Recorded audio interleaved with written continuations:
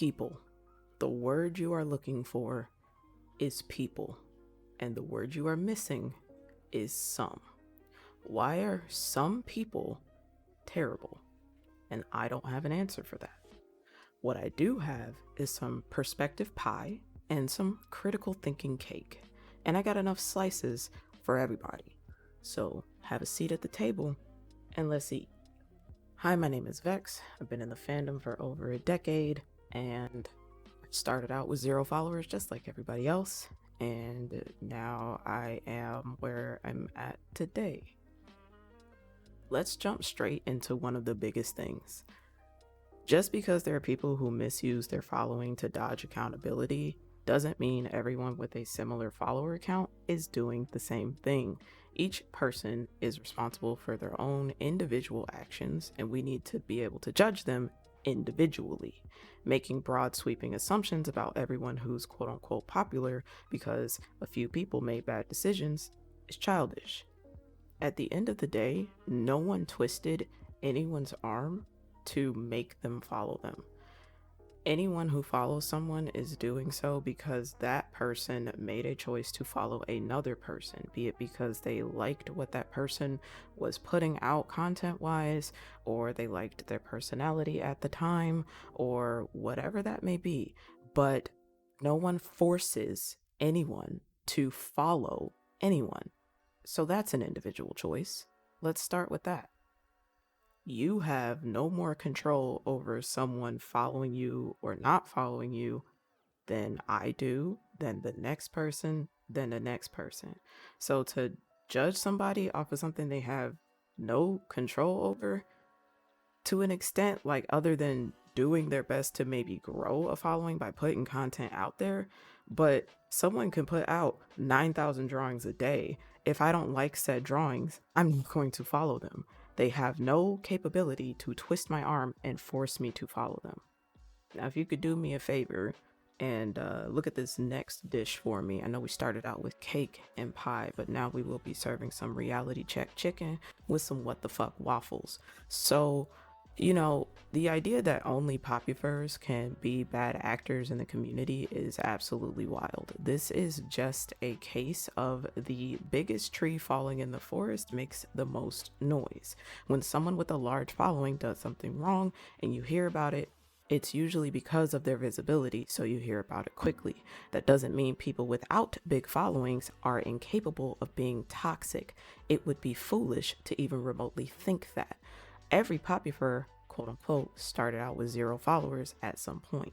They grew, and if they were problematic, they likely were that way either long before gaining attention or what have you, but popularity does not innately make someone bad, and having a small following does not automatically make someone quote unquote good. And here's something I've said before that I will say again until I'm blue in the face. It's hypocritical to say that we should support small creators, and then people do. And so the small creator grows and they start to succeed. But then when they grow, now there's a tone shift and suddenly, oh, they're a Popufur. They don't deserve that following. Oh, they're a Popufur. They must be a horrible person. And when you criticize people just for having a following, you're saying that anyone that you once wanted to succeed is automatically bad as soon as they reach a certain number you've made up in your mind that you're telling them to succeed, but only up to a point. You're only still quote unquote good if you struggle. If you're not struggling, then meh. Where? Somebody open the cash drawer and find me the cents, please. Which let's also go ahead and just segue straight into, I don't know whom began the rumor, the myth that followers somehow equate to exact dollar money amount that you are just had. The sheer number of people I see that think every person with over 30,000 followers is rich or just upper middle class is outlandish. Do you want to hear some numbers? If you go and check some of the most highest performing Patreons right now, the ones where if you can still see the number, or just Google, okay? Just go ahead. Now, see how many people are, subscribe to their Patreon, and then go to like their Twitter or their Instagram or whatever platform, and then look at the actual number of followers they have. You will find that in most scenarios, 10%, 10% or less of their following is actually interested in purchasing anything, getting a commission, subscribing to anything like that. So go ahead and do the math really quick on whoever you're thinking is rolling in dough, and then enjoy some of that pie and that cake from earlier again, because that's not how that works. A lot of the artists that I know, and myself included, we have either partners that are helping to help us out with the bills, or we have another job that's helping to help us out with the bills. The reality is the average commission artist is going to have a very difficult time surviving solely on commissions, merch, and conventions. And we usually have to make sure we're living somewhere where the rent is exceptionally affordable to do this thing that we love. And with AI being a factor now, it has only gotten worse. So I definitely need a few people to go ahead and take a couple of seats.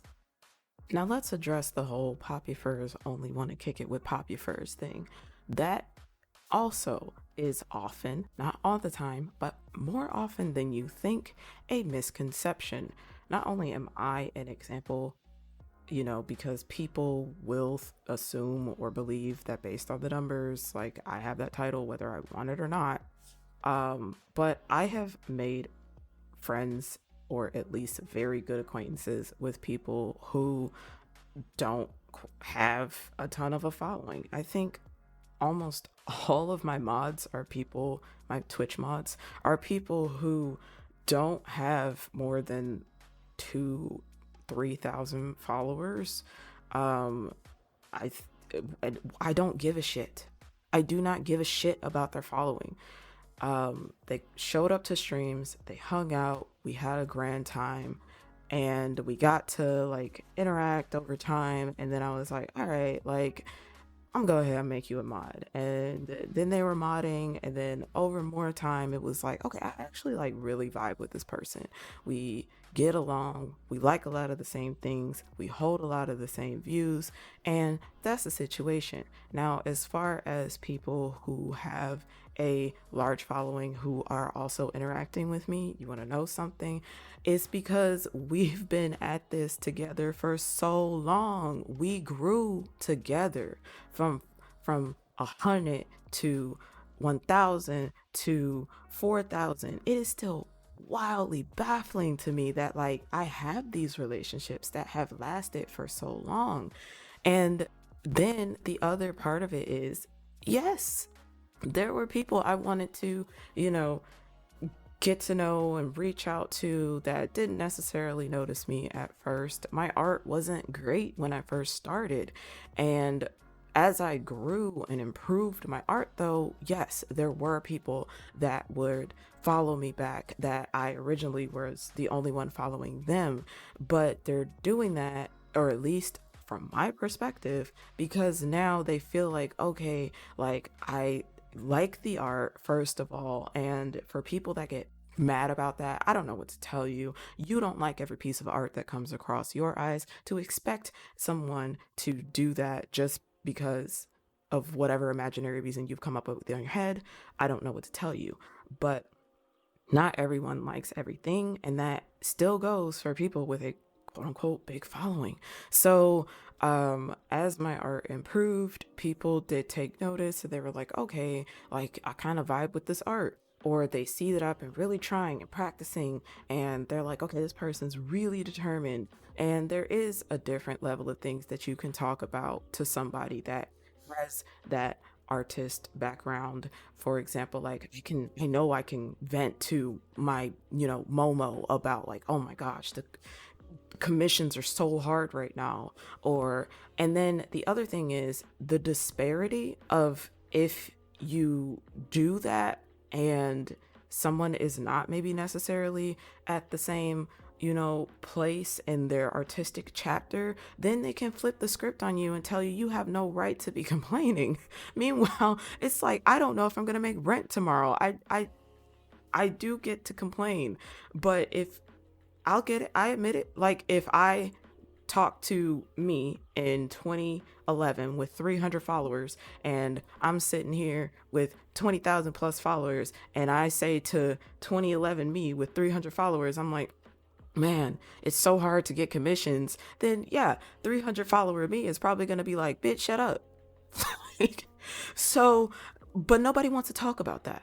Nobody wants to have those conversations. And you can say that, oh, well, you wouldn't do that. But I am honest enough to say that, like, I could see that happening. And when I was back there, and I've had it happen even in some other scenarios where it's like some people will vent about certain things and to me that are in a different spot where I am and outside of art. And I'm like, I'm not the best person to talk to about this because um we in very different places, and I feel like if I was complaining about what you're complaining about right now, I don't know. So like, come on.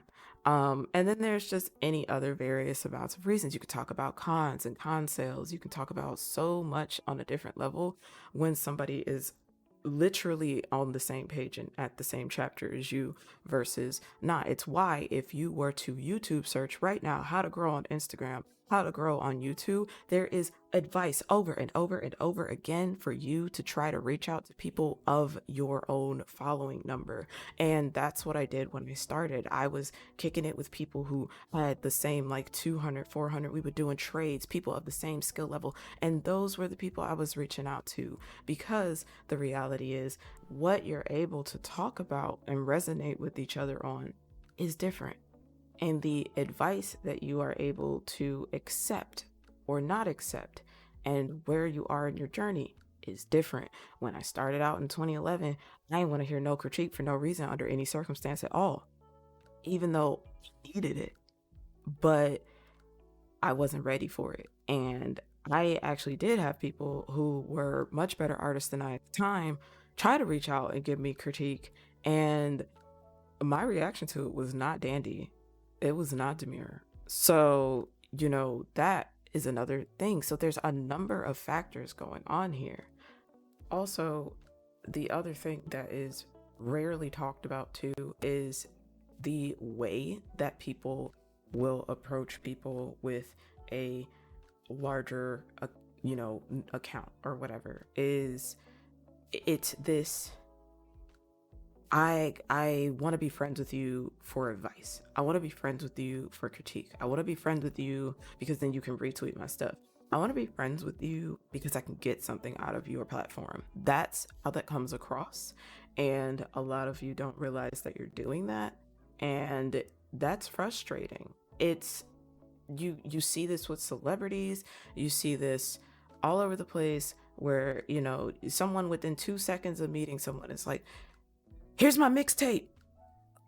Show it to such and such. And it's like, bro, I've known you for 2 seconds and you're already asking for something. Feels bad, man. People will bitterly talk about idolization and then be the same people that don't treat a person like a person. And in reality, if you would just be yourself, if you would just see if you actually vibe with person, which is another thing. Sometimes you're just not going to vibe with somebody. You're not going to have the same views, same sense of humor, all of that. But if you do, and if you're just hanging out and vibing, maybe you hang out with them at a con or you go to their streams, like I mentioned, like there's a number of ways. And then you might just click. I've clicked with people with accounts twice the size of mine. And it was just because I was just in there hanging out, having a dope time. And then there were other, creators that I thought I'd vibe with, and I went to hang out and everything. And it turned out we just didn't click. And that's fine too. Like, I'm still following them, still like their art. But yeah, we're probably not destined to be frenzies. And that's literally fine. Which it's also wild that people will be like, oh, this person won't follow me back after a certain amount of time, so I'm just going to stop supporting them. Y'all don't do that just because your favorite music artists don't follow you back. You keep vibing and supporting. Like, what is, I don't know. If your support is conditional, I'm cool without it. Like, the only condition should be as long as a person's not a fucked up person and you like what they do and you like what they put out. It should be no different than, I love Masego, I love Beyonce. I'm not gonna rage quit them and their art sorry, the music, just because they don't follow me back or they don't interact with me or whatever this nonsense is. Something else as well, a lot of people that are at where they are over a certain age. And I see this a lot from like 18 and 19-year-olds. And I can say this as someone who was an 18 and 19-year-old. And I was like, my DMs are always open. My notes are always open. I respond to everything. I remember I would spend 2 to 3 hours a day replying thank yous to every single comment. My time was different back then. My day was literally wake up at 12 in the middle of the day, if not later, and then draw for like 8 hours. And then at the end of that, I would check and see if I had any comments or any notes. And if it was 5, it was a super great day. Well, as you grow, that changes, and capabilities to respond to everything changes. Your capabilities to be friends with everybody changes. Suddenly you have bills. You might have student debt. You might have, kids. You might have, etc. There's a lot to take into account that people without perspective fail to do. Also, when you grow in age, as you grow, depending on the relationships that you've managed to hold on to, you might be just at your capacity for further deep and meaningful reactions. And the way that some people will like knee jerk at hearing that is wild to me. I have a multitude of friends that I've kept since 4th grade, which is wild, absolutely wild. And I'm blessed all the time for that.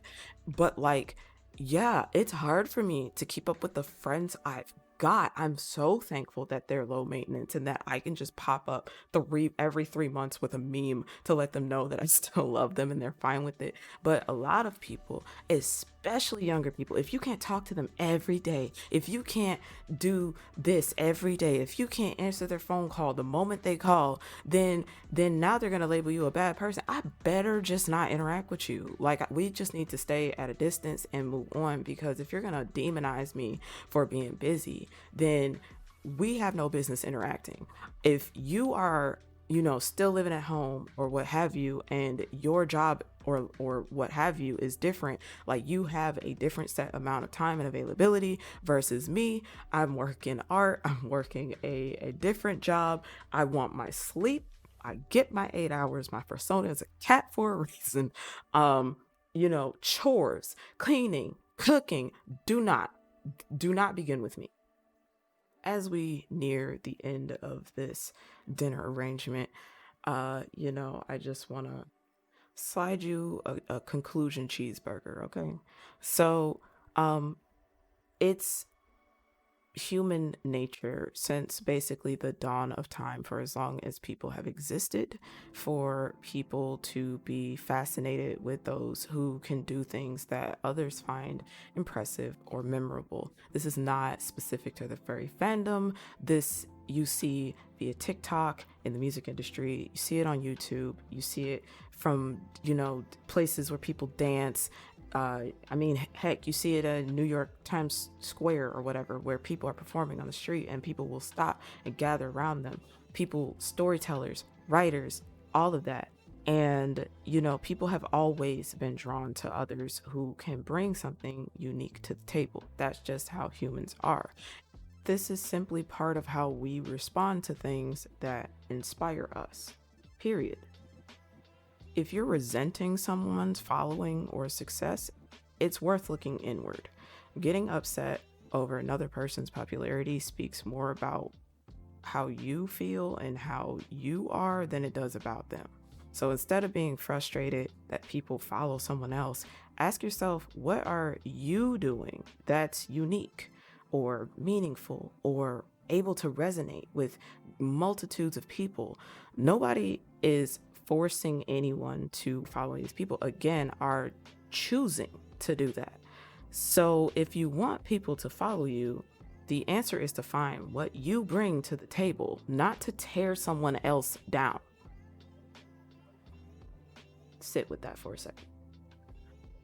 So to sum up all this negativity around, you know, quote unquote Popufurs, I know I've said quote unquote a lot, you know, is more about personal frustrations and unrealistic expectations than anything else. The fandom is about connecting over shared interests, passions, and creativity. If you're not interested in those things, if you don't want to be popular, if you don't want to gain popularity, that's fine. But judging people for finding their success or for others enjoying what they do, why is that fair? Instead of focusing on who deserves attention, maybe it's worth thinking about what we each bring to the community ourselves. And if there's someone you just don't want to interact with, guess what? You don't have to, but you don't also have to shit talk them because, and like, I don't like their art and they're popular.